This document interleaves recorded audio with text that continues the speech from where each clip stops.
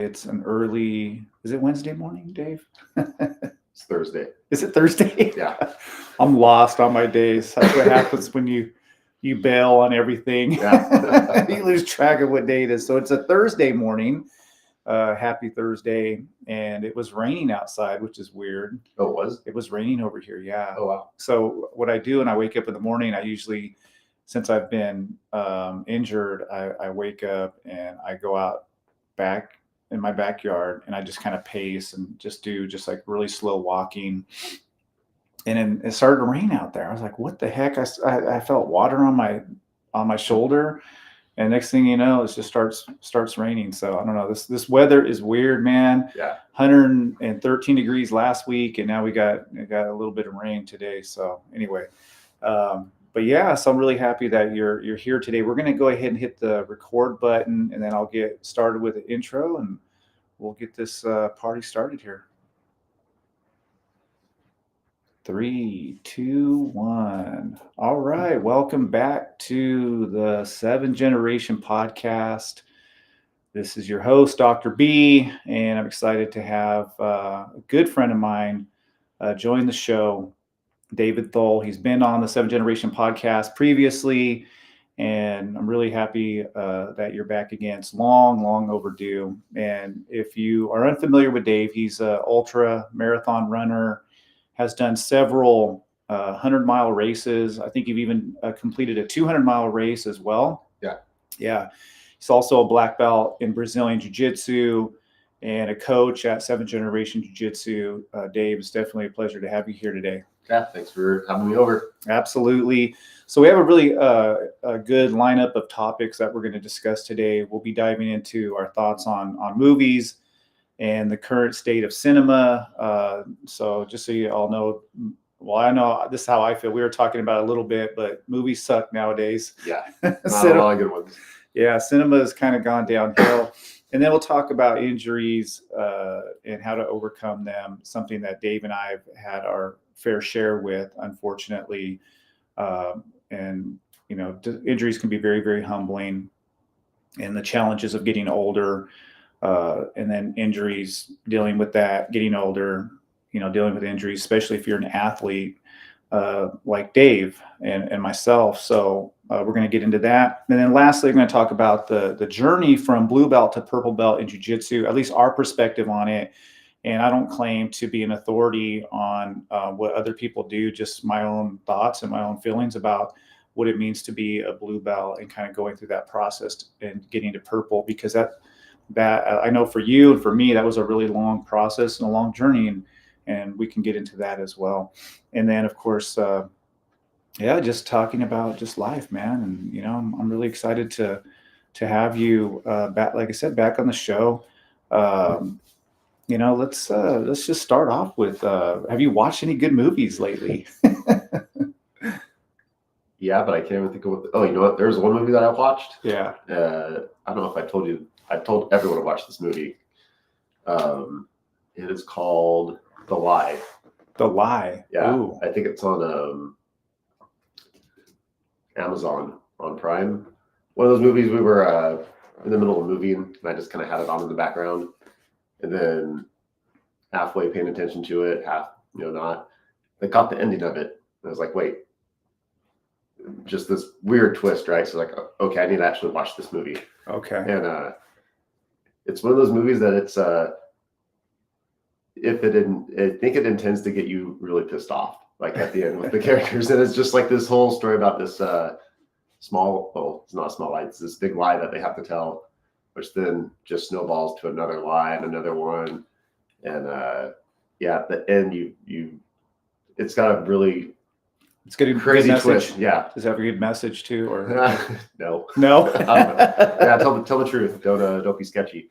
But it's one of those movies where you think it's done, then the last like 2 minutes before the credits roll, like boom, like the actual plot twist happens, and the movie's just over. And I've never been so mad at a character in a movie before in my life. You know, it was one of those, man, if I saw that person in real life, I'd probably like punch him. Oh, wow, man, I got to definitely check this out. Yeah. So this is on Amazon. Yeah. Well, you know, since I've been hurt, I've tried to watch some movies, but it's been difficult to find anything, and it seems like Hollywood is just all about the blockbusters, and Yeah. I can't. I used to enjoy them, even enjoyed the Marvel movies. I don't even like those anymore. Yeah. The last Planet of the Apes movie, I really liked that one.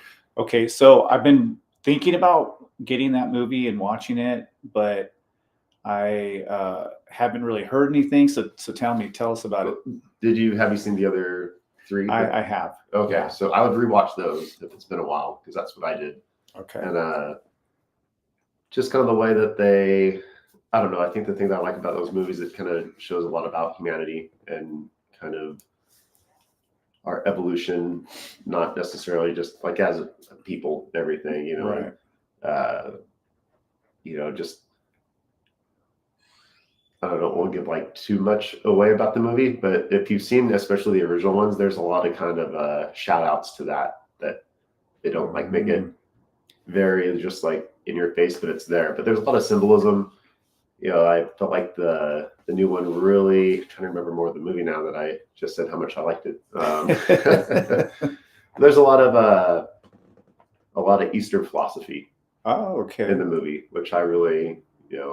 Yeah. And Well, the originals are incredible. yeah. I watched all of them, and those movies are classic. It was an interesting period in time in just American history when those movies were coming out. There was a lot of social movements that were taking place, and I know that as entertaining as those films were, there was a social message in Planet of the Apes about humanity and the downfalls of human beings and our greed and our insensitivity, our destructiveness. And I love those movies. I've gone back several times over the years and watched the old Planet of the Apes films.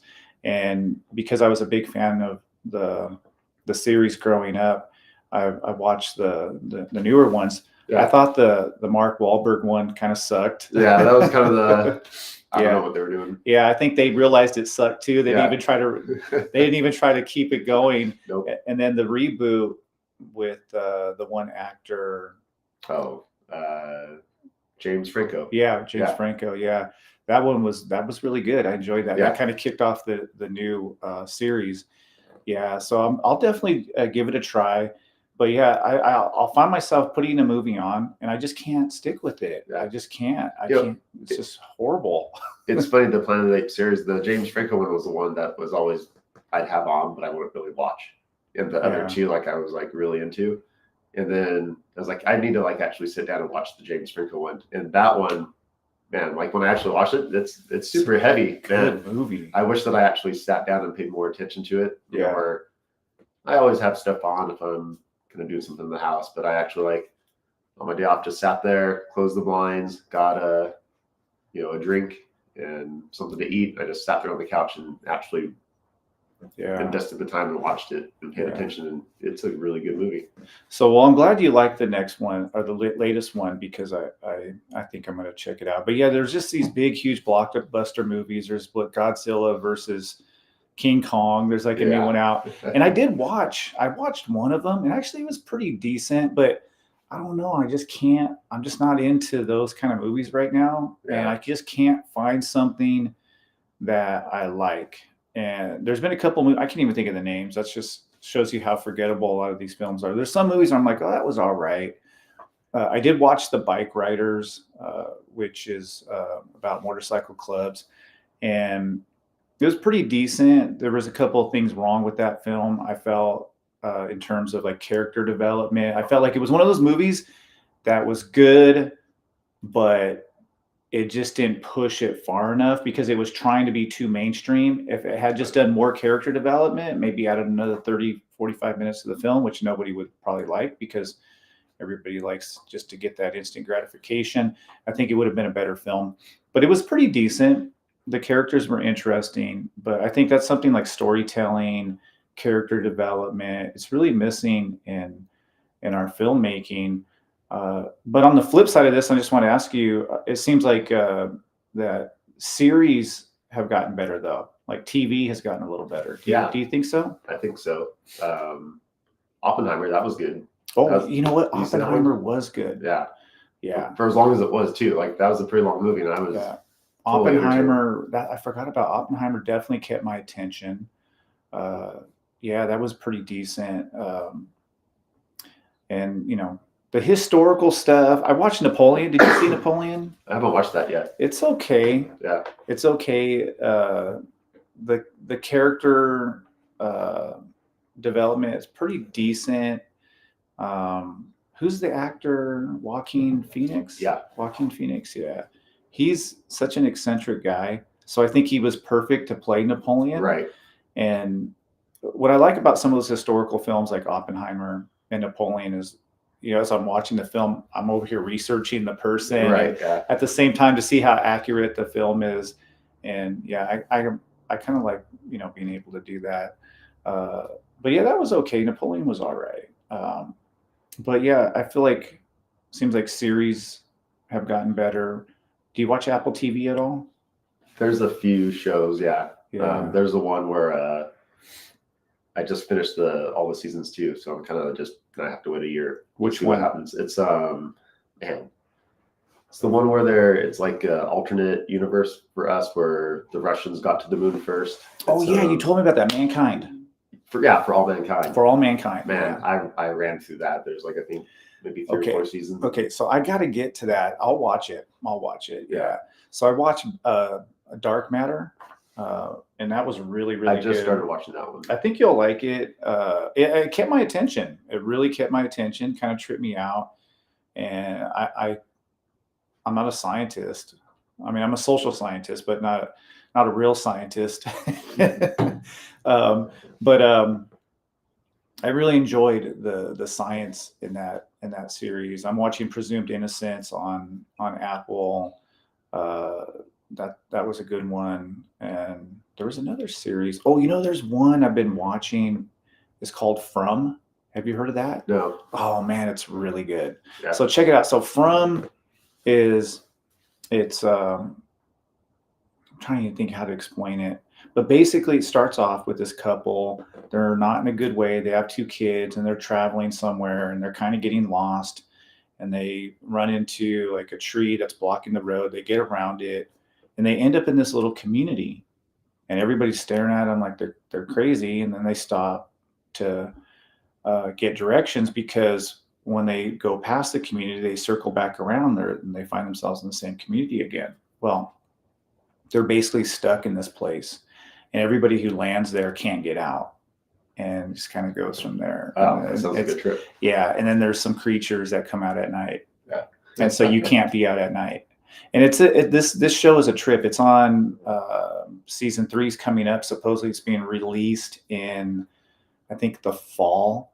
I was checking, and I'm definitely going to be looking out for that. So there's 2 seasons of that. Okay.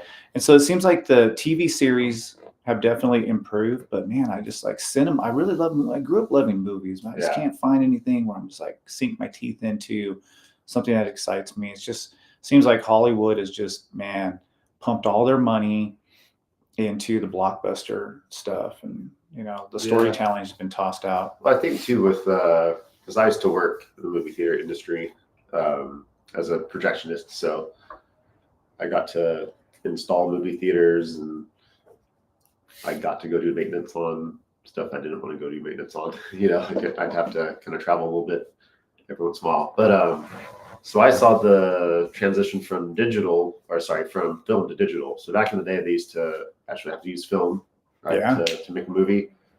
And then, so I worked at a 21 screen theater at one time. So let's say a good example was what was that Tom Hanks war movie? Saving Private Ryan. I think it was that one. Yes. When that came out, that movie was like 3 hours and long movie. Something minutes at least long, right? A minimum of 3 hours, maybe 3 hours, 15, 20, 30 minutes possibly.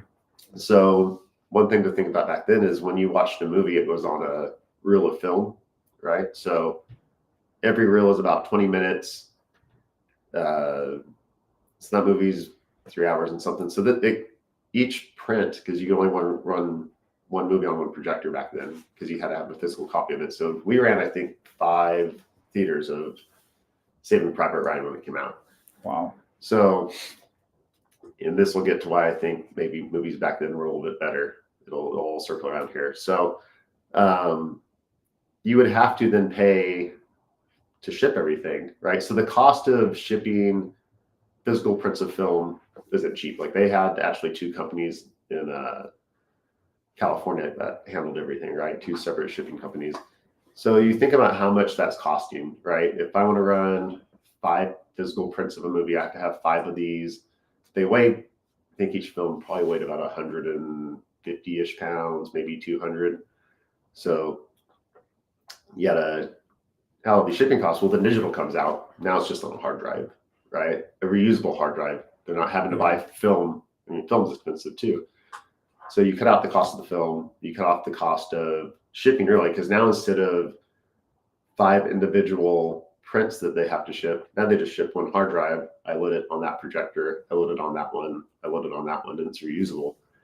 And then I could ship the drive back. Now they could delete the drive and put something new on it. So now they don't have to get new, it's digital. They could just clear it out. So I kind of wonder if back in the day, there was so much money tied up in shipping, receiving, all this stuff. And I mean, now I believe they just use a satellite to beam it.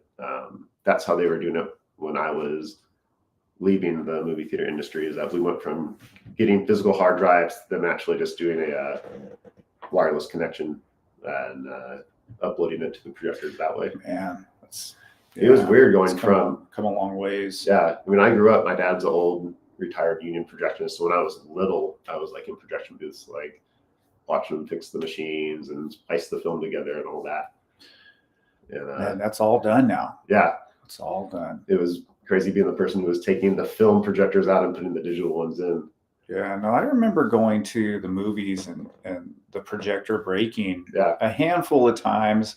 I remember having to fix them. And you were the one fixing it. Yeah. You were the one fixing it. And everybody would go, oh, the lights would come on for a second. Yeah. And then, but you know what? The few times that I recall that happening, they fixed these projectors pretty quickly. Yeah. They were back up and running. Yeah. So what about there was one time I watched a movie where it was out of focus and it just like bothered me to no end. Yeah. And I remember walking and having to walk out to go tell them like, hey man, it's not in focus. Was that an issue too? Sometimes? Yeah. Sometimes there's all kinds of things that would like kind of mess with the lenses if someone didn't know how to install them right. Or we would have employees. I had a couple guys who were on my team that were supposed to be wearing glasses. They're like, hey, you don't have your glasses on today. How do you know if it's in focus? Well, I know what it should look like without my glasses on. I'm like, God, you gotta be. Oh man, you gotta be joking. Like some of the staff that I had, I was like, who hired you? So they've taken all that out of movies now. Movie theaters.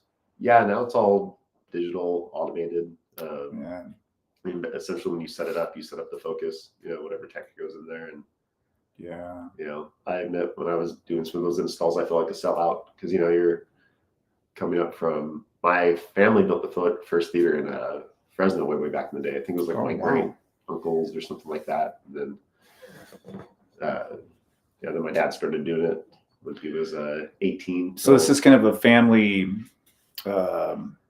business that you guys have been in. Yeah. Your mom is still she's running a movie theater.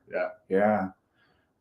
I remember you used to get me back into these theaters for free back in the day. Yeah. It was the best perk, man. You could call your friends. Man, that was like, especially for a movie buff, Yeah. somebody like me who loves movies, man. I enjoyed going to the movies. I haven't been to the movies forever. Of course, COVID hit, and then I thought movie theaters were gonna die, but they're starting to make a comeback now. Oh yeah, there's it's funny because there's always been cycles where people will get the whole like, oh, that's the end of the movie theater industry. It's not going to go anywhere. No, people are still, even though we're on social media and working from home and in a way distancing ourselves, there's something about going to a concert or going to a movie with a packed auditorium that people will just always come to see. When VHS came out, that was the death of the movie industry. Yep. When DVD came out, that was going to be the death of the movie theater industry. When better home theater systems came out, that was going to be the death of it. It's just one of those like, throw in your next thing. And It's it'll fun to go to the movies. It's fun to sit there at the Yeah. big screen with a bunch of people you don't know Yeah. and laugh if it's the movie's funny, or to be shocked. Also, too, like there's that just movie theater experience. You can't get that at home. Yeah. You just can't. I remember watching the second Batman movie with the Joker, the reboot. Oh yeah. Did you see that on IMAX? I did that. I did. God, that was amazing. God, that was like the most incredible experience.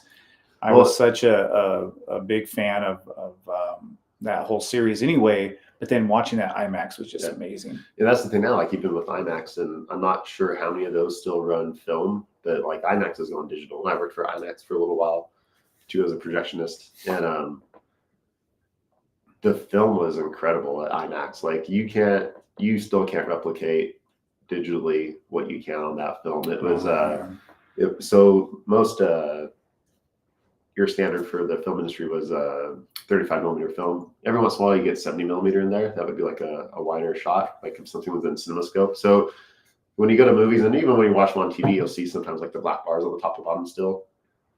So if your TV screen's full, that's usually, they call it flat, 1 by 1.85 aspect ratio. And then when you see the black bars, there's another aspect, they call it CinemaScope. They would do that sometimes with 70 millimeter. But it's just different aspect, right? Scope is supposed to be a wider. You would see like more of your action movies, anything where there's a lot of going on screen. Right. A lot of your like romantic comedies or horror movies, those were a lot of times in flat because you could focus more on the person, not the whole overall scene. But IMAX, the way that their film cell was so large, it was 70 millimeter film. For 35 millimeter film, you have your perforations that go along the side. It was 4 perfs tall. For IMAX, it was 15. So I mean, you went from something that was like the size of a quarter to something that's like a dollar bill, right? And so you could see with the naked eye, like the image really good. So when you're blowing up the IMAX film, you're not blowing it up as much. So it's not as grainy. It's really sharp, and it's But with IMAX, and their sound system is the sound system is incredible. But the feeling like you're right there. Yeah. You're right there in the scene. That's what I like about that experience. Yeah. But I haven't seen a lot of movies in IMAX, but just the handful that I have seen, just the whole experience is pretty incredible if you're watching a really good movie. Yeah. The IMAX that I worked at, and this was back in like 99, which sounds so long ago now saying it out loud, right? The guy that installed that EQ'd the theater, and they only had right, you go to theaters now, there's like a ton of speakers on one wall, a ton on the other, and their joke was like, oh, we'd only need 2 surround sound speakers, 3 front channel. Then they had an upper center channel. So like if you watched a movie where like a rocket ship was taken off, it sounded like it actually shot up because they had the speaker that was mounted all the way up to at the very top of the screen. But they would joke like, well, if you know how to EQ the theater right, you only need 5 speakers. You don't need 5 on that wall, 5 on that wall. And they would always make fun of your regular cinema sound system. But that guy really had that. He even told us, he goes, if you watch a movie, sit in the seat right here. This is like the sweet spot. Well, that's cool. That's cool. I remember watching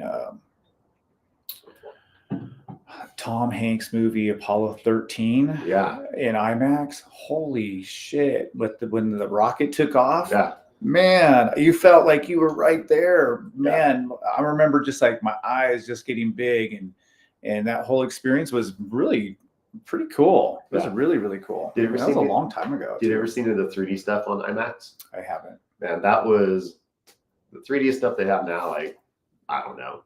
I feel like I'm a snob. It's like, it's not that good. Like you look at it when digital 3D first came out in cinema, it was like, it just looks not that good. If you were able to experience like the old school IMAX, we would run 2 projectors.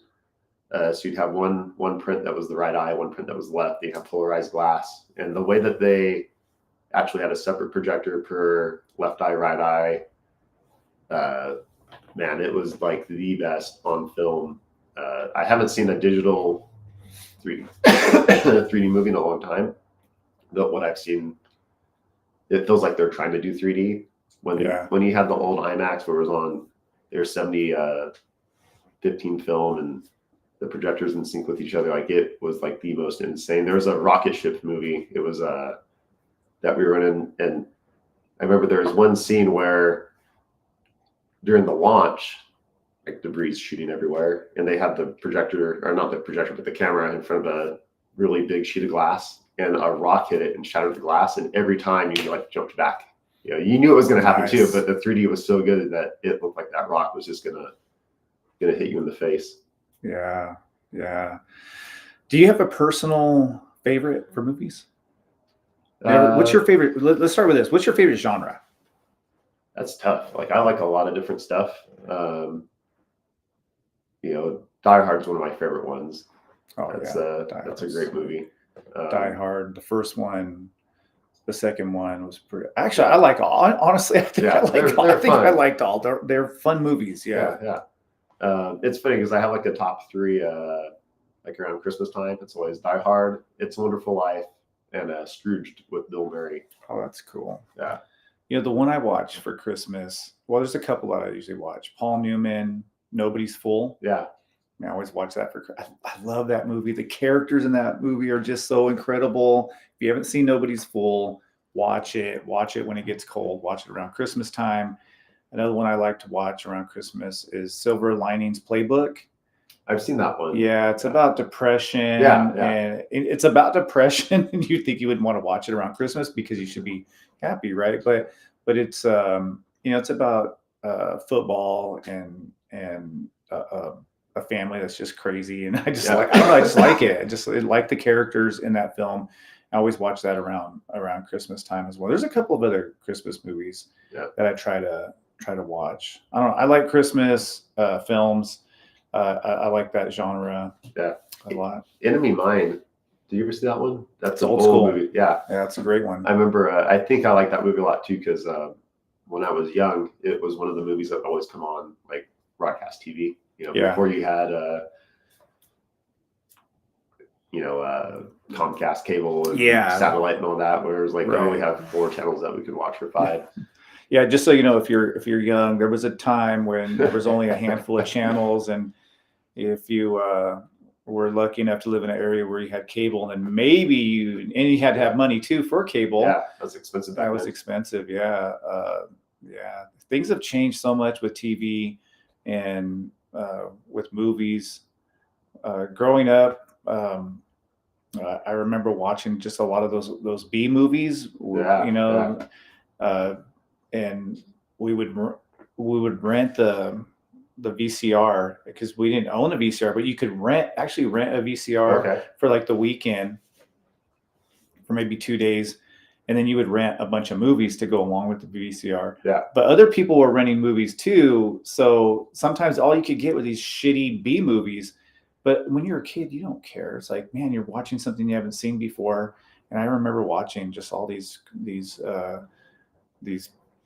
really lousy, low budget B movies, but really enjoying them. And we would just sit and literally just watch movies all day, all night long, and then take the VCR back and probably be in a daze after all that time spent watching TV.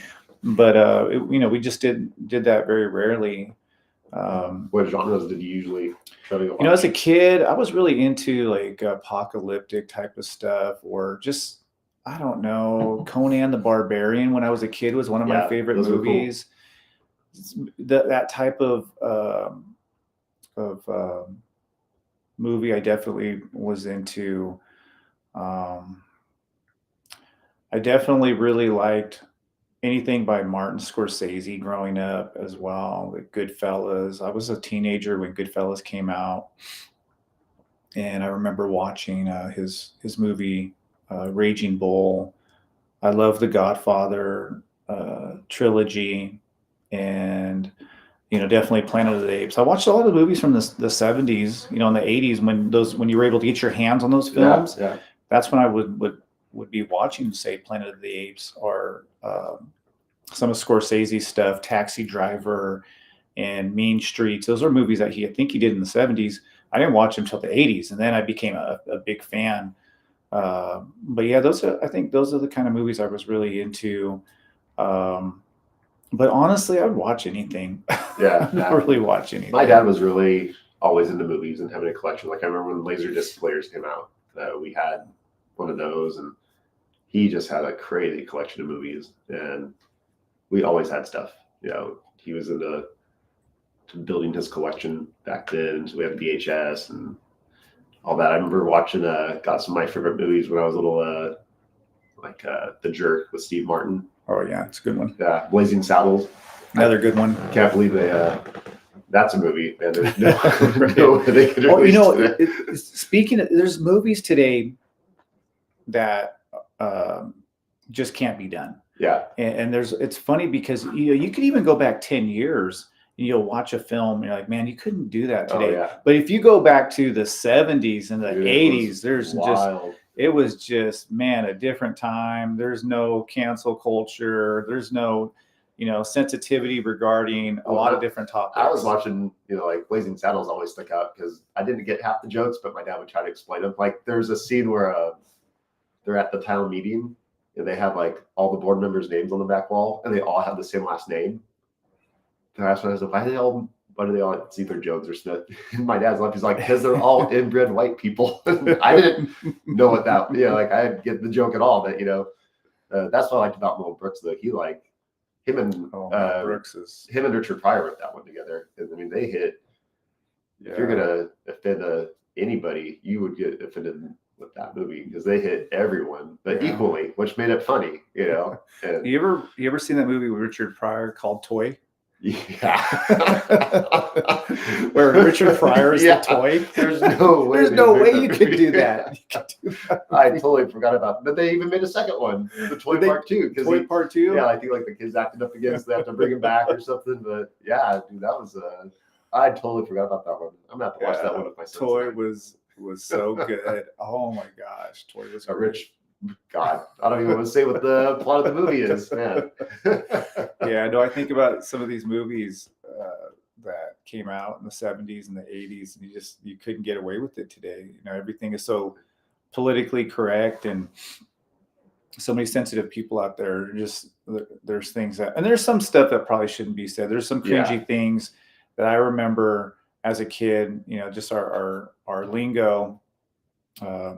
Our vernacular was, could be kind of insulting but all that stuff is making a comeback. Yeah. It really is making a comeback. It's just that the youngsters nowadays who are talking the way that we talked when we were kids, they just don't give a fuck about what this other generation of people who are ultra sensitive about everything, which again, and there's some things that shouldn't make a comeback.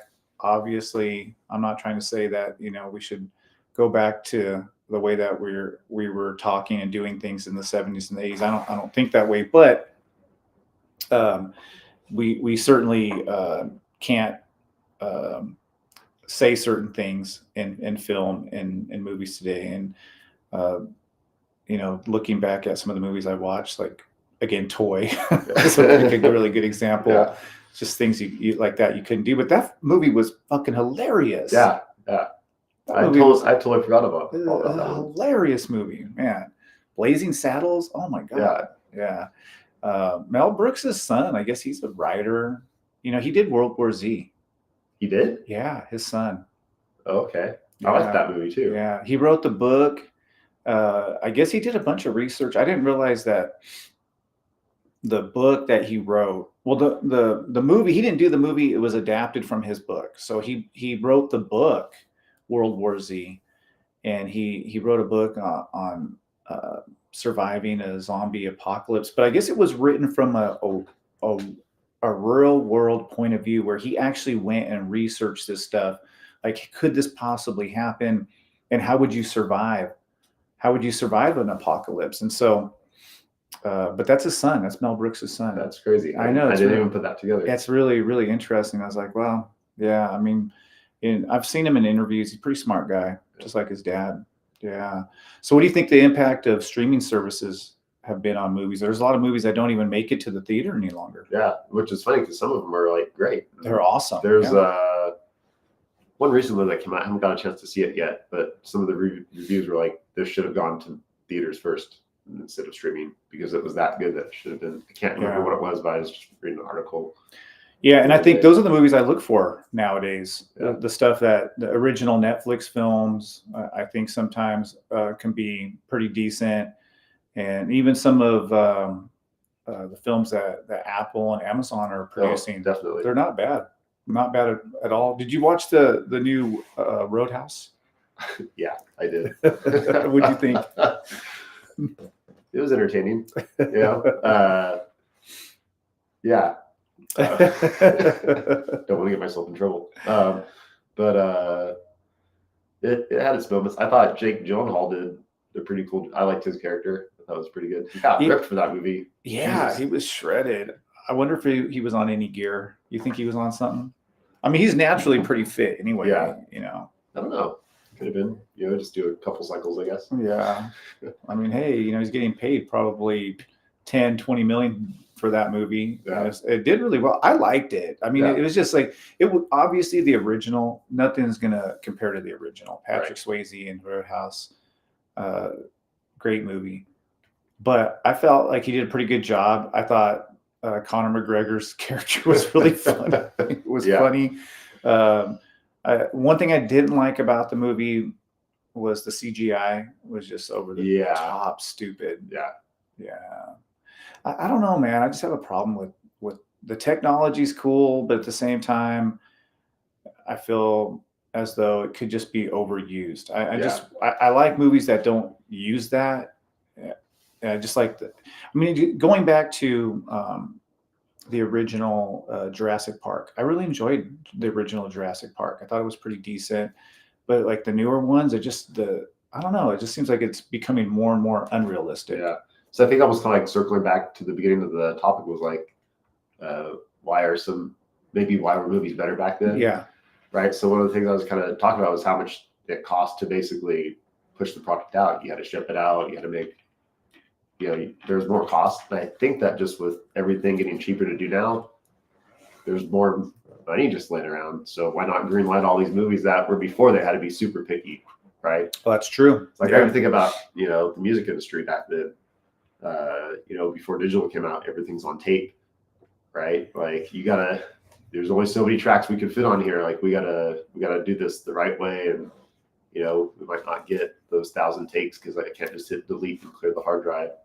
Then I think back then you were more mindful of like, okay, is this the product that I want to like represent? Yeah. But now it's just like, if you have a budget of, we'll say like $100 million, you're going to try to like either get one really good movie for that or maybe two. But now that everything costs so much less, it's like, I can just like push out a bunch of stuff and hope something works. And yeah, that's interesting. What you're saying, that's a good point. Never really thought about that. I mean, everything is gotten cheaper. It seems like technology that we couldn't get our hands on, like what we have right here in front of us, all this technology, it's accessible today. We can, we're shooting on a Sony camera that you can use you can do a film with that camera. Yeah, definitely. Yeah. And these mics right here are okay enough to be able to do a movie with. And I think it's opened up the door for like smaller filmmakers. I mean, I love filmmaking. I love the idea of just like going out there and shooting, even with my phone. I think that's really cool that just an everyday average person can kind of just get into the trade and go out there and just start shooting something, put something together. The software I use is pretty inexpensive. Some of it's free. And back in the day though, man, it was really expensive. Oh yeah. Super, super expensive to do a movie. Yeah. So not everybody had like a camcorder, something that you could actually record video on. Yeah. Now everyone has something in their pocket. Yeah. That looks way better than what we had. Yeah. The phone I have here, the iPhone, I mean, I don't ever really mess with it. Like I used to do a lot with it, but I never messed with like the 4K. But the 4K on these things is not too bad. And I know your phone, the 4K on it is probably pretty decent too. Yeah. So I mean, even with these phones, you can really produce. There's people who just do commercials and they do all their stuff on phones. Yeah, it's crazy. And the technology has gotten really good. If you know what you're doing and you know how to make that phone work for you, and you buy the different apps and whatnot to improve the quality, there's just a lot that you can do. But I think what you're saying makes a lot of sense. Yeah.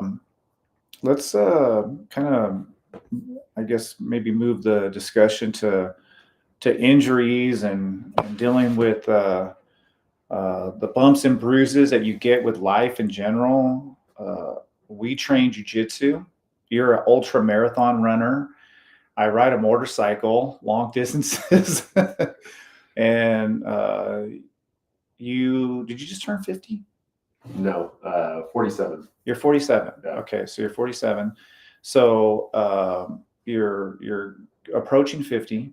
Yeah. Been running for years, and we've talked a lot about marathon running. I've been training jiu-jitsu for years. You've had a number of injuries, and you've had to overcome a lot. I know there were times when you couldn't run, right? Yeah. And I'm dealing with one right now that is pretty frustrating, and it's keeping me really from doing anything. So, well, let's talk a little bit about that. Just, when you've gotten injured in the past, how have you dealt with that? Just both, mentally and also physically. Yeah, eventually I would try to go into the gym and just watch. I've been pretty lucky with jiu-jitsu injuries. I've only had, and before I started jiu-jitsu, I had an injury that was kind of flaring up. I had to have my knee scoped. I had a Osgood-Schlatter's syndrome on my right knee, where it was just getting inflamed. Something that they said I probably should have had addressed in high school when I was playing tennis, but then I stopped playing tennis and I was just not as active. And then when I started doing jiu-jitsu, just getting thrown and being on my knees more really aggravated it. So that was one kind of like, not jiu-jitsu injury, but that was like the first time that I was sidelined, was when I had the surgery on that. That took me out for, I think, maybe 6 months. Okay. Something like that. So did you have it scoped? What did you have done? Yeah, it was scoped. And it just took a long time for the mobility to come back. I still have a scar like down the front of my head. See, it's a good one. My knee. A good scar. And you can see it's not flat there like this one is. That's where the inflammation and everything was. And what about your meniscus in your knees? You've ever had any torn meniscus? No. The two injuries from running were both stress fractures, one in my right foot, one in the left. Two very separate occasions. For jiu-jitsu, though, I've had some stuff where just like maybe my finger gets a little sprained. I can't quite close my grip for a week or so. Like it just gets a little like aggravated. And I had a rib, I think, popped or broke. Very common in jiu-jitsu. Yeah. Let's talk about those common jiu-jitsu injuries, because both of us train. We both coach jiu-jitsu. The common ones are definitely popped ribs. I've heard that all the time. And those can take a while to heal, sometimes months. So mine, I was pretty impatient accidentally. I remember I was rolling with one of the guys, and I think he went knee on belly. I kind of went to escape. I kind of went the wrong way, and he kind of went with me. And then I just felt like a pop, like real quick, and kind of had what was that? And then as soon as I got on my back, I was like, oh crap, that's not good.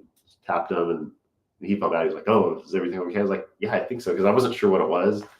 Then then we shake hands and we start again. I was like, never mind, I need to go sit on the wall. Yeah. And I remember getting a hold of Dr. Dan that we used to train with. Yeah. And I was like, hey, I think I popped a rib, or I'm not sure what happened, if it cracked or whatever. So he's kind of like talking to me on the phone. He goes, well, no matter what, you can't put a cast on it. You just have to let it heal, pretty much. So I was like, all right. And then he told me take 6 weeks off and then ease back into it. Well, at 4 weeks, I was feeling good. So you re-injure it? Yeah. Within like, I think the second round that I went, and it wasn't even doing anything. It was kind of bearing down too hard on it. And so then I was like, okay, well, now I'm going to take 6 weeks off again. And then after that, I haven't had any trouble with it. But it's like fantastic. Having that feeling of like, if I just waited the 2 weeks, would it have Well, okay, I Yeah. think that's a good point too, is the patience. You have to have patience, Yeah. something I don't have. And that's been my biggest downfall for injuries. Yeah, I've been injured, whether it's, my knee. I mean, I have a meniscus ACL tear, my right knee that was repaired, surgically repaired. And then my meniscus on my left knee was torn. I had a bucket tear. I was out for 4 months. I just let it heal. It's been pretty good since. But my biggest thing is just trying to come back too soon and not Right. letting my body heal. I've had that same injury with the rib, and I just kept training through it, and it ended up taking months and months of re-injuring it, coming back to the point to where when anybody would pass my guard, all I would do is just protect I wouldn't even try to replace guard. Sometimes I would just be protecting myself from any further injury. And I just think that's such a stupid approach to recovery. You just have to rest. Yeah, and with my rib too, I think it probably could have healed a little bit quicker, but I had a bunch of trail races that I was being a little bit more competitive at that time in. So while I wasn't doing jiu-jitsu, I was still going and running on pretty hard downhill technical trails. So my body was just being jarred all around everywhere, along with my ribs. So Yeah. And it was funny because like if I was running, doing like shorter training runs just in town, I'd leave my house, and then if I had to cross the street, I couldn't, because my left rib, I couldn't look over my right shoulder because it would pull on it. So I had to actually stop and like turn all the way around to my left side to see if I could cross on the right side. Do like a 180 turn, with my whole body. But if I didn't run also, I think it would have healed a little bit quicker. But at the same time, it's like, well, I still want to run. Yeah. Yeah. And I think that's part of the problem when you enjoy doing something, or you feel like, hey, I made a commitment to do this, then when you get injured, you just kind of try to work your way through it. And I do believe that you can do something and work around your injury. But when it comes to something like running and you have a foot injury, or if it comes to jiu-jitsu and you have a rib injury, working around it through training hard is not going to cut it. No, and you could wrap it up and brace it as much as you want, but it's probably better just to sit back. It's better to rest. It's better to maybe, I don't know, work on your lower half and work on strengthening your legs. All kinds of things that you can do without re-injuring yourself. Like right now, I was telling you, I bought some really light weights because I can't run, I can't really walk, and so I feel like I can do something. And so I'm like, I'll buy some really light weights, excuse me, and I'll just do what I can do. And I think that's a good approach, is to just do what you can do, making sure that you don't overdo it and don't re-aggravate the injury that you have. And I think that's what I've always done. I've always tried to take the fast track to getting back to wherever I wanted to get back to, whether it was training full time back on the mat or doing whatever. And that's just like, I realize that at my age now, piling up all the injuries, I have a bad shoulder, bad back. I've just learned I had to chill. This injury that I currently have started in my back, and now my back doesn't even hurt any longer. It's just I have nerve damage, and I can't. Like this morning, my foot, I'm kind of going up and down. So my foot right now, I don't have a lot of feeling in the left side of my foot and my toes, and so I just walk awkwardly, and I have to be careful not to sprain my ankle. I've sprained my ankle like 5 times since I've been injured. Yeah, quite a few. Yeah, and I'm afraid I'm going to end up breaking my foot because I'm having to just like, and again, it goes back to maybe trying to do too much too fast, and I just need to slow it down. So I've just tried to just walk slowly, focus on my steps, and it sucks. It really does suck, but at the same time, I'm just trying to keep my body moving. But this injury has definitely been very humbling and put a lot of things in perspective for me. It's been, gone through all the different. One thing, when you get injured, at least this kind of injury, it's the first time I've ever had anything like this. It has made me go through like all the different emotions, like anger, being pissed, to a little bit of depression too. I was not in a good state of mind for a good solid at least a good solid 6-7 days, partly because I was in so much pain and I couldn't sleep. Yeah, I couldn't stand. I couldn't stand. I couldn't sit. I couldn't sleep. And that just, man, just brought me so low. It just made me so low. And then of course and I was scared too, because I have this nerve issue, not being able to walk and not being able to have full function in your body. It freaked me out. I never had anything like that. And so then you know, I'm way better mentally, better state of mind. I'm feeling so much better as well. I just have like a few things that just, it's really the nerve, just waiting for that nerve to refire in my foot, so that way I have the mobility, and I can do the same things I was doing previously, you know, jog and run or whatever, you know, just walk. I'm not even thinking about being able to train jujitsu, like sparring, rolling. That's like out of the question. But being able to get back to where I want to be, you definitely have to train your mind. You have to be able to overcome whatever mental hurdles you put in the way. And I say you put in the way because we will put mental hurdles in the way. We start getting negative and saying, well, I'm never going to be able to do this. I'm never going to be able to do that. You can't say that. Right. You can't tell yourself that. You have to tell yourself the opposite. Like, it's going to take time, possibly, maybe not. I don't know. Maybe I'll heal fast. I don't know, but I'm going to heal. And I finally got to that point, but it's definitely not easy having this kind of injury. I wish I had a broken arm or a broken hand. Like, I know, oh, that's going to heal. Like right now, I don't really know. Yeah. So it's just kind of like, just wait. And every day it gets a little better. Sometimes it seems like it's getting better, and then all of a sudden it'll go back a little bit. But having injuries definitely are not fun. But having the gym, it's been even more frustrating, because just not being able to be there. But I do feel like this time around, at least for me, and I don't know if you've ever felt this way, but I feel like this injury is really it's almost like my body's just said, you know, dude, you need to chill. You need to sit your ass down and chill, you know, because I feel like I just push everything to the limits. I mean, you know, you're a fucking ultra marathon runner. Nobody in the world understands this except for this like tiny, minute part of the human population. Is so small. There's not even a percentage you can put on it. It's so small of the people that have done ultra marathon running. And, you know, you know about pushing your body to the ultimate limits and pushing yourself to where you just can't push yourself anymore. And that's, I don't know, I enjoy doing that, whether it's hiking or whether it's riding my motorcycle, going long distances and pushing myself as hard as I can push myself on my bike, or whether it's jiu-jitsu training, whatever it is, my professional life. And this is like told me, nope, can't do that. Yeah. Eventually your body's going to make you rest, you know, and yeah. even if you don't want to listen to it, it's going to.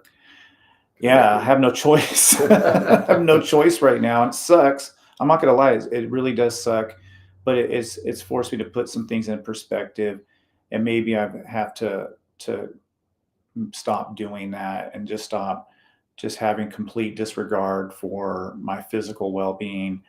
And so I've just been trying to do some other things, just like some meditation and some, you know, deep breathing, just working on some of the things I know I can work on. Like we talked about, I may not be able to do jiu-jitsu. I may not be able to hike.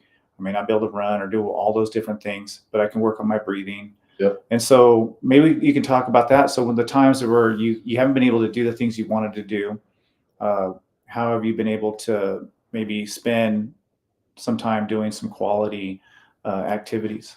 Yeah, you know, what I would do generally is the other activities that I enjoy doing. Like if it's playing guitar, just, you know, like for me, my main things are playing music, jiu-jitsu, and running. So if one of those I'm not able to do, I'll just try to focus a little bit more on one of the others. One thing that I've been really focusing on, especially over the last maybe year and a half or two, is just like daily meditation also. And that's really helped me just be almost looking forward more to not having something to do. So now when I have those moments, like, you know, where I always wanted to train or always want to do this, like now I actually enjoy the times where it's like, you know what, I'm actually not going to do any of that. I'm just going to kind of sit in silence for a half hour or an hour. And making that a daily habit has really, I think, improved those moments where I get that feeling like, oh, I like kind of anxious, like I should be doing something, I should be, cleaning something in the house, or I should be doing this or that. Just knowing, like, what, you need to take some time just and not do anything today. Just kind of shut down for a little bit and kind of leave the chaos that this life is and just shut it all down. Yeah, well, let's talk about that too. I mean, how do you, besides the meditation, I mean, how do you deal with the chaos? Because you have a lot of responsibilities. You have a couple of jobs. You run the morning program at Generation Jiu Jitsu. You focus also on your own physical activities that you enjoy, and it's a lot. It takes its toll. So besides meditation, there's some other things that you like to do that help keep you balanced. Yeah. And sometimes it's just watching a comedy for me. Back to movies, just having something where I can kind of distract myself from what I'm not able to do, or maybe I'll watch something that has to do about it. Like I'll try to treat, like, if it's a jiu-jitsu injury, I would go to the gym and just kind of watch the class. Like when I had my knee scoped, I was out for about six months from being able to actually train again, and I would just show up to class every day, and not even take notes. I would just go and watch, and just to kind of still be involved. And I think there's something about watching that you're still learning. Agreed. And the times that I wasn't able to run, sometimes I'd watch like running movies like Prefontaine or Without Limits or stuff like that, just because that way you're still kind of like, well, I'm not able to physically do this right now, but I could at least enjoy something with that subject matter. Yeah, no, I like that. I think for jiu-jitsu practitioners who get injured, I like the idea of just going there and watching, just sitting around, just kind of keeping yourself mentally in the game. To one day I'm going to be back on the mat. I'm going to be able to do, whatever it is that you want to do, fight in a tournament or just get back on the mat and train, have a good time, whatever your goals are. This time around for me, it's really, really interesting because I feel like I really felt like I just needed to just completely, especially when this injury was really bad, I felt like I just had to stay away from the gym because the gym makes me want to move. Like I get there, and I did go there, did promotions for the kids classes. And I went to a tournament, and it was just like excruciating, just having to move and it set me. I felt like it set me back. I felt like I needed to just like completely just shut everything down. Well, I shut everything down because I'm involved in my motorcycle club, right? Yeah. I completely shut that down. I had a bunch of people reaching out to me. I told you I was so bad, couldn't even answer. I tried a couple of times to write some text messages and I just couldn't do it. I just tossed my phone. I'm like, what? I can't deal with the phone right now. Yeah. I can't deal with people right now. I just need to focus on my body and just breathing and just getting my mind in a better space. I think too, the hard thing with like injury, like what you have, is that you can't wrap your back up and not use it. It's not like if you hurt your wrist or your arm, where you kind of cast it or excuse me, put it like in a sling and not use it. Like you have to use your back. Right. Like, you have a rib injury, you when you turn, you're just gonna possibly aggravate it. I remember when my rib was messed up, one of my coworkers, she's super funny, Andrea, and I had to tell her, I was like, you actually have to, don't take offense, but you have to stop like telling jokes when you come in, because she'd have me laughing so hard that I could feel it just like pop in and out. And I was like, you need, please don't, I think that when you have an injury like your back, like good luck not using it today. Yeah. It's tough.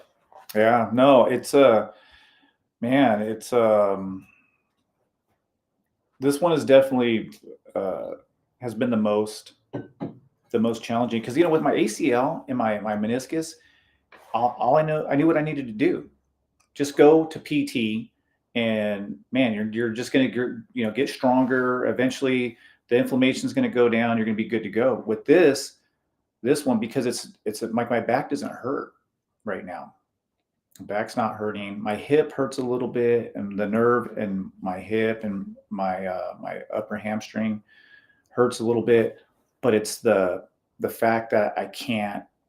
I don't have full capability to use my foot, and my side of my leg still numb. And trust me, it's gotten so much better. When it first happened, I could not feel the side of my leg, and my foot, I like drop foot where I couldn't lift my foot. Now I can lift my foot, I can move my toes, but it's weak, super weak. And I was telling you, like, about how I want to try to I try to push it too hard. So I one day I was like, well, let me go walking and feeling better.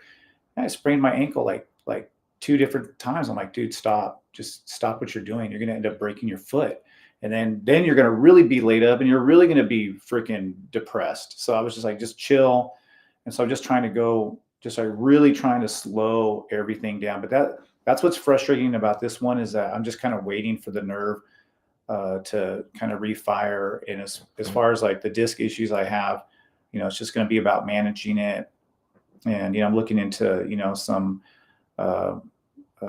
some other remedies that might help me out long term. But yeah, just this one has definitely been a little bit different, and has definitely, I wouldn't say forced me to. I think the best thing I just kind of thought about is like the best thing I could do is just kind of withdraw and just let everybody else just take care of things that need to be taken care of, because I think that's kind of why I'm here today. I feel like just doing too much, at my full-time job. The business, love the business, and the business is great, but the business, it turned into a business, right? Yeah, It's exactly. grown to the point to where it has the stressors of a business. When I first started it, it was just, we had some push together, or some mats that we pushed together, and we just rolled and we had a good time.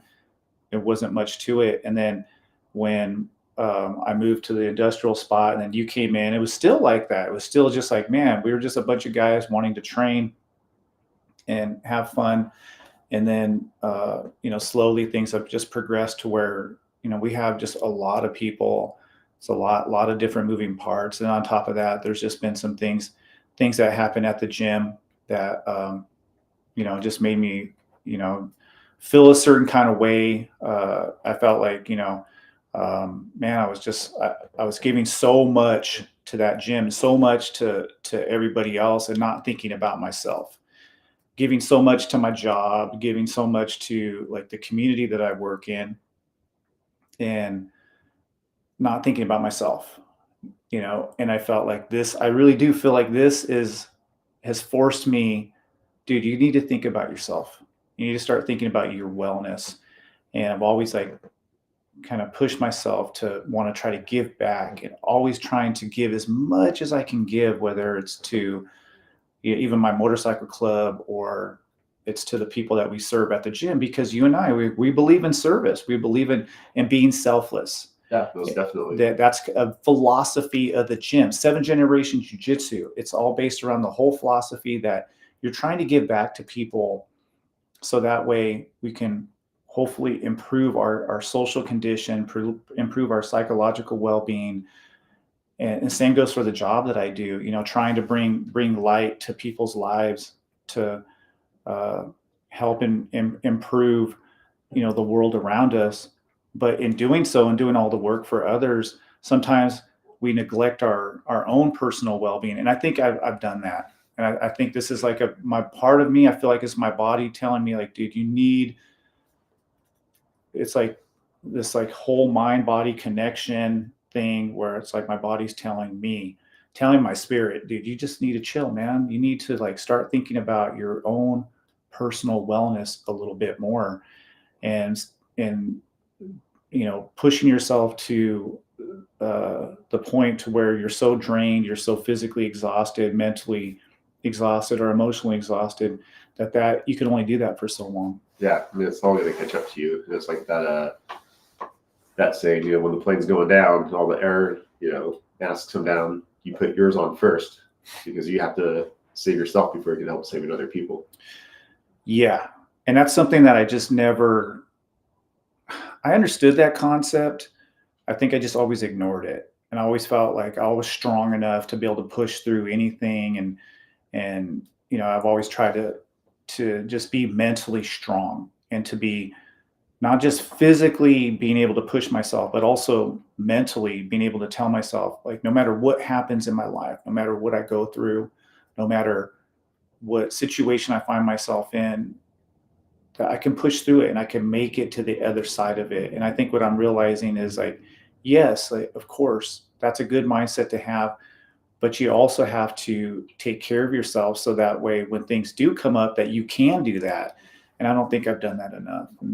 And so, the last two, so today is Thursday. So 3 weeks ago, today is when this thing happened to my leg, when I couldn't feel my leg and I couldn't feel my foot.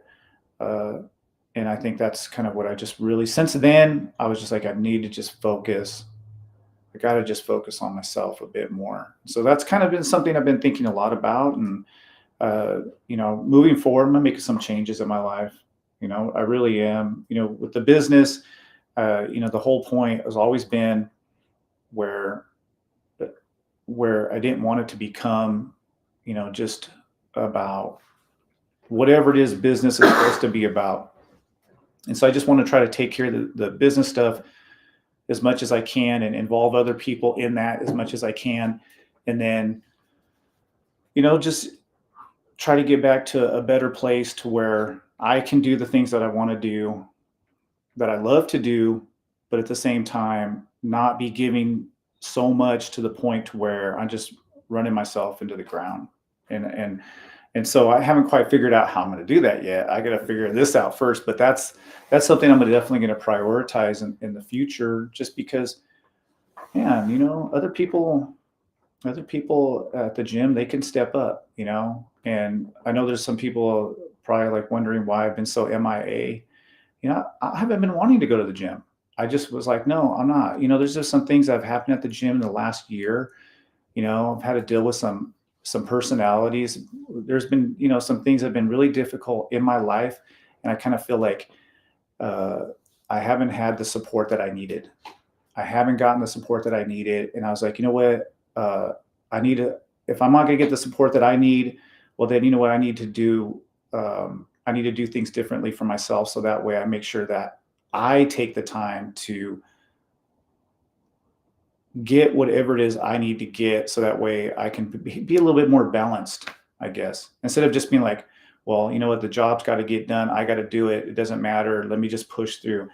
That only works for so long. And I think I'm at that point now where I've realized that, I can't keep going down that road. And I've done that shit for years, bro. Yeah. I mean, I used to do the same thing when I was working in the projection booth, like it was a job that there's a lot of things when it came to like maintenance or if something broke, like, if you know how to do it, you know how to do it. If you don't, you're going to like stumble through. And, all the times where it's like, I should have been assigning projects to other people on my staff, but instead it was like, well, do I want to show them how to do it, or should I just do it really fast and then go home? Should I just stay? Those times now thinking back, like if I just put a little bit more faith in some people that they would be able to do the job that they probably could have done, I could have saved myself a lot of time. Absolutely. 100%. And I just want to say to you as well, thank you, for everything that you've done for me, because I feel like there's like, if there, for all the people that I have been frustrated with in the past year and a half, I've really tried to practice gratitude as much as I can, to be grateful for all the things that I have in my life and all the people that are so incredible and so amazing. And you are one of them. We can get me emotional right now, but like, I've thought a lot about that, even in the last 3 weeks. Like, I'm just like, man, like, I just appreciate you, bro. Like, thank you, man. Like more than words can say and more than words can express. But I do want you to know that, like how much I appreciate you and what you, not so much like what you do for me, which is a lot, but like what you do for others. And there's not a lot of people like you who are, as committed and dedicated and caring, compassionate, like all the things that I feel are lacking in the world. Like you have a lot of those qualities, and um, like especially like now during this time where like things have been really difficult for me physically. Like I know I don't have to question whether or not like I have you as a friend, or I know that like it's business as usual with you, and I just want you to know that. And I don't want you to ever think that I ever like take that for granted, because I don't take that for granted, because there's going to come a day and time for both you and I where we can't do the things that we do any longer, and other people are going to have to do those things.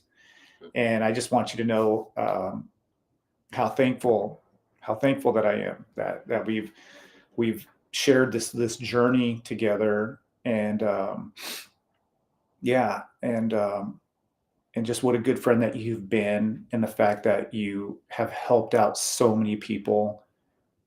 And that's what I wanted the gym to be about. I just wanted it to be about helping people find new friends, or helping people get in better shape, helping people be able to work out their PTSD, or just to have fun and have a good time. There's just so much, I think, like pain and suffering in the world. And I really wanted the gym just to be a good, healthy place. And I know we've had some situations with people, people who've left the gym, and people who I felt like who were very selfish. And I really do feel that way, and didn't get with the gym. And I'm like so uninspired by that, so uninspired by those individuals. But you inspire me because of how you are, the giving part of yourself. And we don't have enough of that in the world. And that's really a philosophy. The 7th-generation philosophy is that giving, and giving to others, and in a way that is going to improve people's lives. And that's something that I just appreciate about you, and I want you to know that. So thank you, man. I mean, you're one of my best friends. We've known each other for, I can't even think about how long now, and been through just so much stuff together. And there's only a few people in your life that you get to experience things like that with. I was thinking about that on the drive over here. How like, there's a few people that I have kept in touch with since even high school. Like I've gone through a lot of stuff with, and like you and Steve, we've been through so much, and there's times where it's like maybe we disconnect from each other for a little bit, but when we're back together, it's like the same stuff. It's like having those friends that you can kind of take, I don't want to say a break from, but where you just kind of like, kind of drift off a little bit. Yeah. But that no matter what, like if that person called at 2 a.m., like, exactly. What do you need? It's a little bit beyond a friendship. It's definitely like, because we've known each other for over 20 years now. Yeah. I mean, it's been a long time. And there's been times where, we have drifted away from each other because of work, family, that's just life, right? Yeah. But it was never like, oh man, that guy. Yeah. It was just always something was going. Yeah, it was always because you were busy, I was busy. But I just want you to know, just like, again, just like I want you to feel good too about like what you've done with the morning program, and just how impactful that has been. Like, it's just amazing to me. Anyway, it feels good, man. It really does feel good. Like the gym and what we've been able to do there, I feel is just really, really impressive. It's really impressive. And I want you to know that it is, Dave. Like, don't ever, look at it like, oh, that's just what you do because, you're the giving person that you are. I just want you to know, like, man, it's a great thing. The things that we've done is really, really cool. Yeah. And there's not a lot of people out there that go and do these things just because there's always an angle that people have. And that's how people live their lives now. They're always angling for something that's going to benefit them, always angling for something that's going to allow them to get more clout, to get more this and get more money, whatever.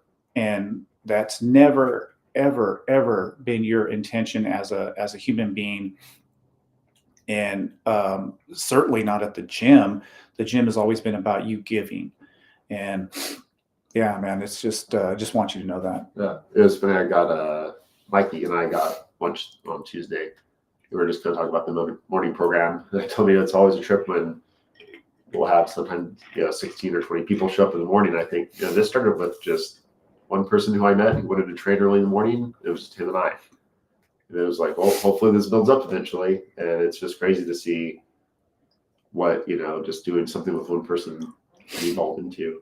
It is. It's crazy. Yeah. It is. I mean, just think about it, and it'll get bigger. It'll continue to grow. It'll continue to get bigger. If that's something that you want, that's something I want. It'll continue to get even more impactful. And also the people too in the morning are really amazing people. And some of them drive me nuts on how they roll sometimes and how long it's taken. But at the same time, we just laugh and we just know that that's part of it's your job. That's my job, right? We work with these people, and I just think we have some pretty amazing individuals. And for all the bullshit that comes with business and all the bullshit that comes with personalities, people who will take and take and take, and once they're done getting whatever they feel they've got from you, will turn their back on you in an instant. I've had so many incredible people who are just like equally as giving, and I just really have been thinking a lot about that through the last 3 weeks, just focusing on like just how grateful I am, like to have this experience. And you and I are both black belts in jiu-jitsu. Neither one of us are a world champion. Neither one of us came from some big, massive school, and we just love jiu-jitsu, like helping people, like giving up our time, and what the school has been able to do is just amazing. Yeah, I think it's fucking pretty badass, man. Yeah, I think it's something that you should be really proud about it. It's crazy how it's evolved. Yeah, I am very proud of it. I honestly, like, I just doing what I was doing. I wasn't really thinking about the beginning and how it started and how it's evolved. But lately I have been, and I'm very, very happy. I'm very, very happy because there's a lot that goes into it. There's a lot of sacrifice. There's just a lot of time spent with other people, having a family too, time spent away from my family, and my family supporting that as best as they can. And then, just seeing people flourish and seeing people change, and seeing people go from, being, I don't know, very, very little confidence, and then seeing them be confident. It's just, people lose weight. It's just amazing. Just the transformations that I've been able to witness in people, seeing people win tournaments, man, it's just, and you and we're part of making that happen. Yeah. Big part of making that happen. That's a cool fucking thing, man. It's a really cool thing. So anyway, I've just been really focusing on that, thinking a lot about that. And for whatever, like I said, the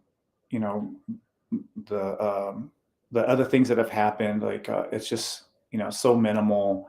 And I know those types of people are going to continue to walk through the door, and the uninspiring personalities will continue to walk through the door. And I think what I'm going to do, for my own self-preservation, I think, I'm just going to be a little bit more mindful of like how I give, because I've given so freely where it just wasn't reciprocated at all, and it was just an expectation to give.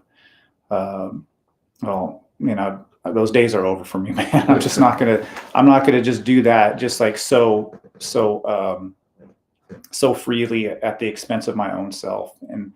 And that's something that I want you to think about too, because you're the same. Like, you give a lot to people, and your time, and your energy, your dedication to the things that you do. Pretty amazing. And but I always want you to take care of yourself and make sure that you're good too. Yeah. I think that's something that I know especially me is hard to do.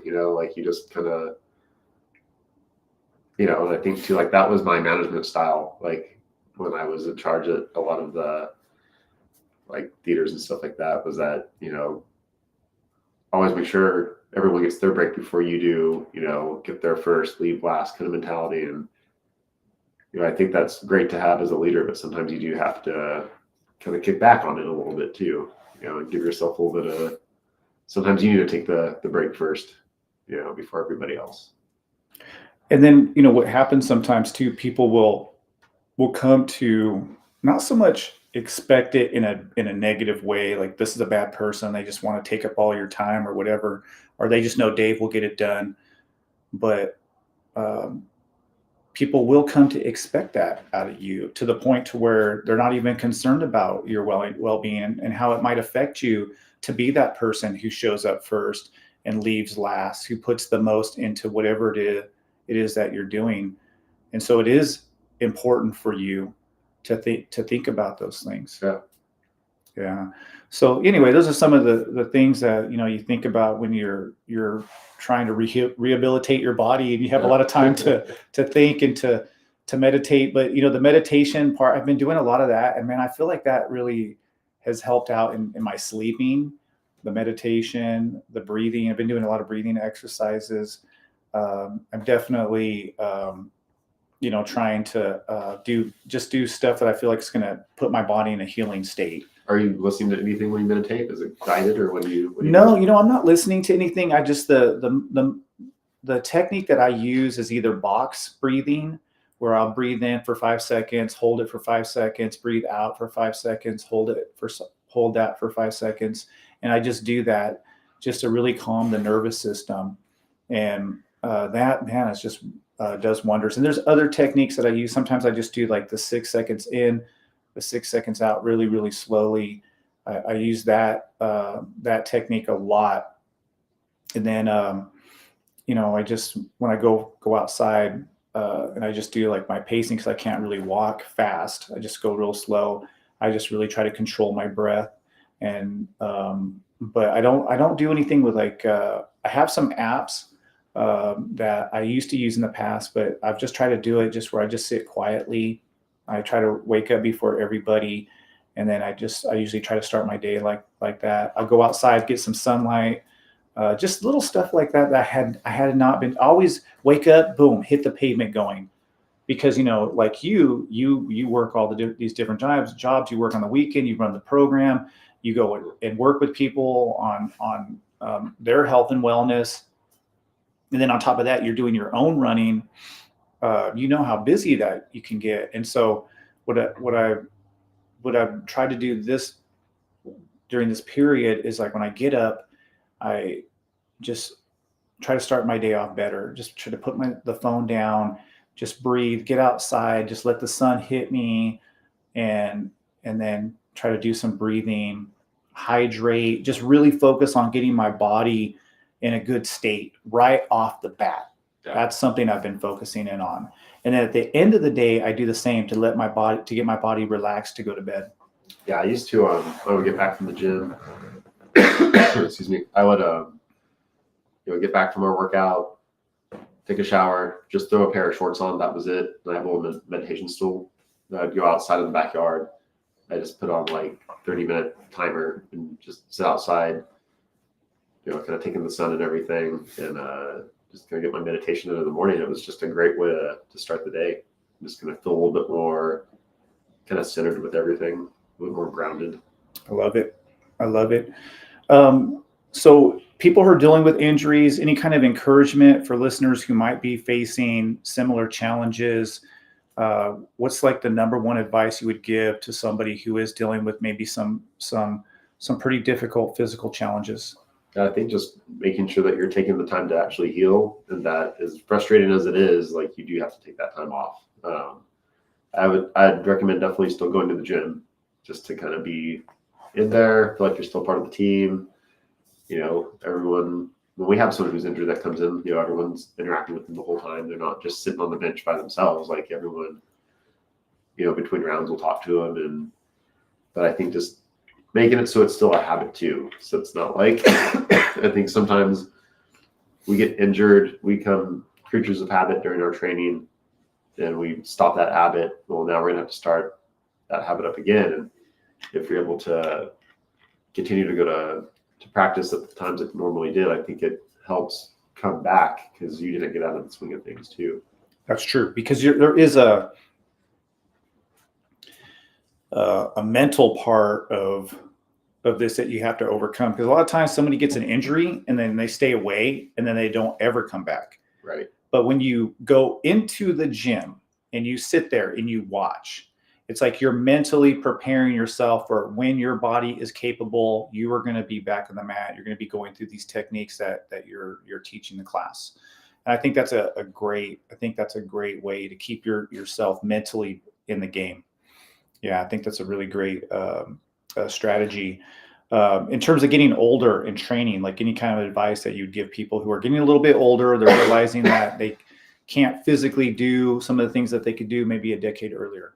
Yeah, I think just pacing yourself, not going too crazy. Sometimes even picking your training partner, be a little bit more picky about it. If you know that someone's like that real spazzy, where you're going to get injured with them, I just avoid that person, and not being afraid to, be picky about who you're rolling with and knowing why. Yeah, I think there's no reason why, especially when it comes to jiu-jitsu, that you should roll with anybody that you don't want to roll with, that you're uncomfortable with.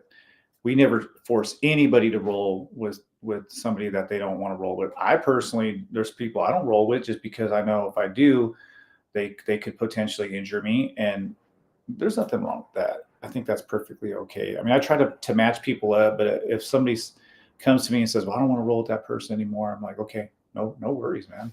No worries. Yeah. I think that's really good advice as well. Just pacing yourself, definitely allowing yourself to recover. That's something that I definitely, a lesson I've had to learn over the years. And I know that you don't necessarily use some supplements, but I know you try to chia seed, right, for your running. It's funny. That used to be something I took every day. And yeah, it's funny that you bring it up right now because my mom texted me yesterday. She's like, "Hey, do you need some chia seed? I'm going to Costco." I was like, "I haven't even used chia seed in like years. Like I think it's been probably like maybe 5 years since I've used it." And I was like, maybe I need to start taking it again. I felt way better when I did. Yeah, you used to tell me you swore about it in terms of your joints. Yeah, glucosamine for that. Glucosamine, yeah. Chia seed was just like, I think, I'm trying to remember why I was taking it. It's been so long. I think that had a little bit to do with inflammation. And yeah, I remember it like you get protein from it and everything. But yeah, I'd have to revisit why exactly I was. Well, the runners, the native runners in Mexico do chia seed. Yeah. And it's really good for endurance. It's good for, like, say, inflammation. There's a lot of people who swear by it. Yeah, I used to do, I think, 2 tablespoons. I'd put it in just some water overnight. And then I would just drink it down. It tastes kind of funky that way, but better just to get it over with. Anything else that you would recommend taking? I've been taking magnesium at night. Ooh, okay. Yeah. Which if I stop taking it for a while, then introduce it, like I am like asleep when I take that stuff, like to where it can be hard to wake up. Yeah. I hear really good things about magnesium and getting good sleep. Yeah. It's also a good way to keep your body from retaining water, which is probably good for reducing inflammation as well. Yeah, I didn't know that. Yeah. Because I guess it would, if you take what is it, Epsom salt baths are filled with magnesium. If you put too much Epsom salt, it dehydrates you. That's right. So yeah. For me, I've been. I like Epsom salt baths. Do you? Yeah. If the water is warm as you can take it, just soak in there for. I hear people swear by them. Yeah. So that's another good thing. So Epsom salt baths. Just got to make sure that you're hydrated after, because it will suck the fluid out of you. Yeah. I think you only use like 2 cups of salt. Oh, okay. It's the bags at Costco. So it was funny. I was doing a lot of Epsom salt baths, and then my friend Eloy, he goes, "Yeah, just make sure you're not using too much." I was like, "What do you mean?" I've never read how much I just get the bag and dump it in there. He goes, "Oh no, too much it'll dehydrate you because of the." It's what a lot of people do to cut weight. They'll do an Epsom salt bath, and it'll just like sucks the water out. Yeah, no, I was pouring like just the bag in, like whatever. Oh yeah, Then I read on the bag, if you're taking a bath, don't use more than like 2 to 3 cups. It's like I was spending so much money on that Epsom salt at Costco. Then all of a sudden I went from buying. Yeah, you only need a couple of cups, Dave. Yeah, the bag got stretched really far after I started doing the correct amount. But I think too, like taking the Epsom salt bath, it's one of those things too. It's like, okay, no one's gonna bug me for like 20 minutes. I'm gonna be in the bathroom by myself. There you go. I'd throw headphones on, and I think that was almost like my pre-meditation moments where it was like, and I'm just cutting everything off for 20 minutes. No one's going to come in here and bug me. I love it. So, what about cold showers? Do you need the kind of ice baths or anything like cold everything? Because that's like the big thing now, taking a cold plunge. I used to do ice baths a lot. So one of the nice things when I started running ultra marathons, I was working at the movie theater, and so they have plenty of ice machines over there. So on Saturday nights, I'd bring my huge ass ice chest that has the handle, it's on wheels. I'd fill that thing up with ice. So I had like unlimited ice supply, right? And I have to like go pay for it. So I was doing a lot of ice baths, and I would at the end of my long run, like keep my running shorts on, and I can't get into cold water. Like I have to like kind of be submerged into it. So I would I keep my running shorts on, and then as when my kids were little, and I'd get them both. I'd have the ice chest by the bathtub. I'd open it up, and I'd have 2 cups in there. So I'd get in the water, just so it was high enough, and then I'd just tell the kids like, "Hey, start throwing ice in here," and they thought it was funny because I was freezing in there. But I don't know. Awesome. Then I started reading about ice baths. Like, okay, well, it's going to be more beneficial if it's at this temperature and for this long. I was like, man, this is getting. There's so many different stuff out there with all these different techniques that people are using. I don't know what works. Yeah. I don't know what's real, what isn't real. I don't know what the science is saying. But I will say this, okay, and this was not done on purpose, but I have an issue with my sensor on my hot water heater, and when it gets super, super hot, for whatever reason, the hot water doesn't want to come on. So it's been like 114, right? And so, so every now and again, the shower is just cold water. And it's frustrating as can be. But what I've noticed, Dave, I would take this cold shower and I would feel better. Yeah. My body, it helped me out with like my waking you up. With my inflammation, and I would wake up, I'd be in pain, I'd go take the shower, and I felt my pain going away. It was really, it was pretty cool, and it was noticeable. I'm like, I take this cold shower, I get out. It's not even that cold because it's 114 degrees, so it's not that cold. The water isn't like freezing cold. It's not like it's wintertime and I'm taking a cold shower. It'd be a whole nother story. So it's really not even that cold, but just that cool temperature. I have noticed really pretty dramatic changes in my body with the pain. Yeah. And also too with the blood flow as well. I think it does something with blood flow. Anyway, I wasn't even doing it for that purpose. I was doing it because my damn hot water heater's messed up. The sensor's messed up on it. And yeah, I noticed that definitely does help. That definitely does help a lot. Anything else? There's this one pill that I take. Yeah. It's called I think it's placebo. I'm just joking. Okay. So I was listening to a podcast, The Art of Manliness. I do love that podcast. And he had some scientist on. He talked about how the power of the placebo effect. Crazy. It's insane. Yeah. And then I was asking my doctor about it. And he was just like, yeah, man. He's like, you know what? Just like, if I stuck a needle in you and just said, this needle's gonna, whatever I put in you, it's gonna help you. He's like, it'd probably improve you by 50%. Oh, totally. And I was like, really? He's like, yeah. He's like, they do it all the time. They'll just take a patient that's in pain, like shoulder pain, and they're like, okay, this is gonna help you. And they'll just like put a needle in there, and it's just, it's some concoction. It's nothing. It's not gonna do anything for you. Yeah. But that placebo effect alone will improve your condition. Yeah. I remember back in the day watching, I forgot what, it was one of those old like 50s TV shows, and the dude's a pharmacist and he's out for the day, so his daughter is covering him. And there's this one patient that comes in and she's like, I need a refill on these pills. And she's like, well, I don't see a note here. She's like, I need these pills. It's my pain medication. You know, it's like this little black and white show. Yeah. And then she's like, well, my dad didn't leave anything, so I don't know. Like, I can't give you. And she's like, I need these pills. Like, I'm starting to feel pain.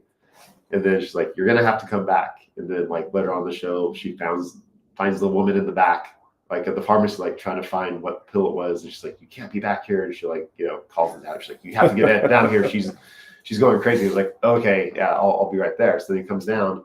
Then she sees what pills the dad's getting for the woman. She's like, well, what's the prescription? He goes, I just give these to her. She comes in every week. I just refill for her. She's like, well, you can't do that. She has to have a prescription. And it was sugar pills. This woman thought that she needed that pill to help her pain. If it works, all the better. Yeah, all the better, man. Well, this I think is a good place to take a break here. That way I can stand, and then we'll get to the second part of the show. But yeah, this is a really great conversation, and we're going to go ahead and end